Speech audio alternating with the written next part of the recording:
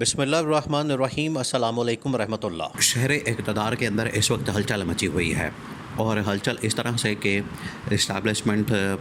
اس وقت شدید ترین دباؤ کے اندر، ساتھ ہی ساتھ حکومت جو ہے وہ اس وقت شدید ترین دباؤ کے اندر ہے، کیونکہ حکومت کو اب یہ ٹاسک دیا گیا تھا، حکومت کو یہ ذمہ داری دی گئی تھی کہ عمران خان نے جو کھول دی ہے احتجاج کی، اس احتجاج کو آپ لوگوں نے مینج کرنا ہے، اس احتجاج کو آپ لوگوں نے ہینڈل کرنا ہے، اور اس احتجاج کو ایسے ہینڈل کرنا ہے کہ اس کے اندر کسی قسم کا خون خرابہ نہ ہو، اس کے اندر کسی قسم کی کوئی افراتفری نہ ہو، ملک کے اندر انتشار نہ پھیلے، ملک کے اندر خلفشار پیدا نہ ہو،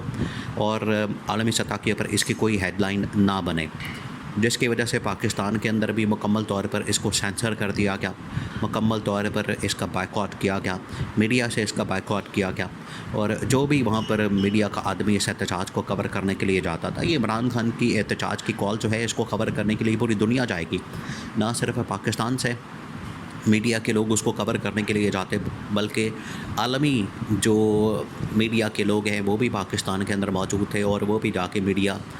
عالمی میڈیا جو ہے جا کے کور کر رہا تھا، یہ اس کے اوپر بھی تشدد کرتے تھے، اس کے اوپر بھی ظلم اور جبر اور بربریت کا مظاہرہ کرتے تھے، ان کو وہاں سے پکڑتے تھے، مارتے تھے، بھگاتے تھے،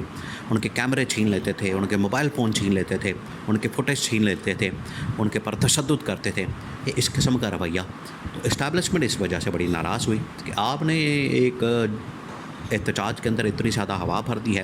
کہ وہ چھوٹا سا احتجاج کرنا چاہتا ہے، اس نے کہا ہے کہ میں 1-2 گھنٹے کے لیے اسلام آباد کے اندر آؤں گا، اپنا احتجاج ریکارڈ کراؤں گا، اس کے بعد میں چلے جاؤں گا۔ تو اس نے جو 1-2 گھنٹے کا احتجاج ریکارڈ کروانا تھا، جو اس نے پروٹیسٹ وہاں پر ریکارڈ کروانا تھا، آپ نے پکڑ کے تو اس پروٹیسٹ کے اندر ہوا بھر دی، آپ نے اس کو اتنا زیادہ مضبوط کر دیا ہے، آپ نے اس پروٹیسٹ کو، اس احتجاج کو عالمی سطح کے اوپر اتنا زیادہ اس کو بڑھا دیا ہے، اور عالمی سطح کے اوپر اس کی زیادہ پذیرائی ہو رہی ہے کہ دنیا میں بھی اس احتجاج کے متعلق خبریں لگ رہی ہیں۔ اسٹیبلشمنٹ نے کہا کہ آپ تو بالکل ہی ناکمے اور نااہل تھے، اور یہ والا وہ ٹائم تھا۔ اب اسٹیبلشمنٹ اور حکومت کے درمیان جو اس وقت افراتفری کا عالم کیوں ہے؟ کیونکہ یہ والا جو ٹائم تھا، جو کہ SCO سمٹ سے پہلے ان کو حکومت کو ڈیڈ لائن دی گئی تھی 10 دن کی، 1 اکتوبر سے لے کے 10 سے 12 اکتوبر تک، 11 اکتوبر تک، یہ جو ٹائم فریم دیا گیا تھا، یہ جو ڈیڈ لائن دی گئی تھی، یہ اس مقصد کے لیے دی گئی تھی کہ یہ آپ کے پاس ٹائم ہے، یہ آپ کے پاس ٹائم لائن ہے، یہ ٹائم فریم ہے، اس کے اندر آپ نے یہ جو آئینی ترمیم ہے اس کو آپ نے پاس کروانا ہے، منظور کروانا ہے۔ اب اسٹیبلشمنٹ نے تو کہہ دیا، ادھر سے عمران خان نے احتجاج لانچ کر دیا، عمران خان کو پتہ تھا، عمران خان کے پاس انفارمیشن پہنچ گئی، عمران خان کو اس چیز کا پتہ چل گیا، عمران خان نے جا کے وہاں پر احتجاج کی کال دے دی، لوگ سڑکوں پر آنا شروع ہو گئے، ان کی جو آئینی ترمیم تھا، ان کا پلان سارا، وہ پلان جو ہے ان کا سارا ناکام ہو گیا، اس کے اوپر پانی پھر گیا، اور اسٹیبلشمنٹ اب حکومت کی طرف دیکھ رہی ہے، حکومت جو ہے وہ اسٹیبلشمنٹ کے اوپر پھینک رہی ہے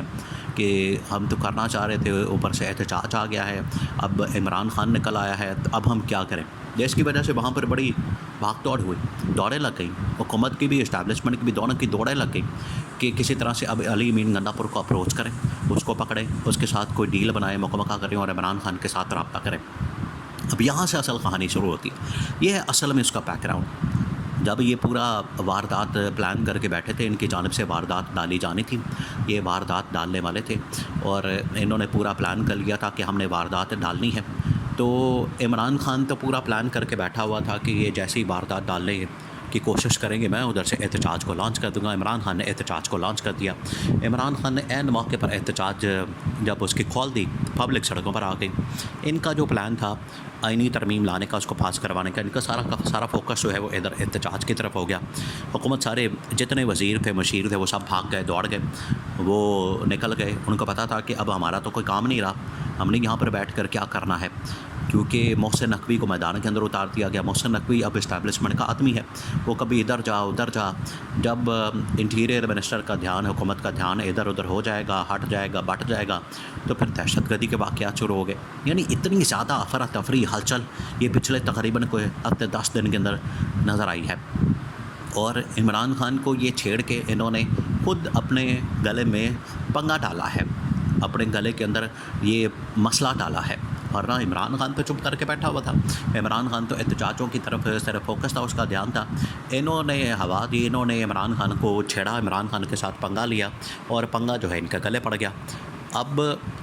جو یہ سارا ٹائم فریم تھا یہ تو ختم ہو گیا, اور عمران خان نے کم از کم یہ والا جو ٹارگٹ تھا اپنا وہ اچیو کر لیا کہ ان 10 دنوں کے اندر یہ ترمیم کو نہیں لا سکے, اور 10 دن کے اندر جو ہے عمران خان نے اس کو اپنے ساتھ ملا لیا, اپنے ساتھ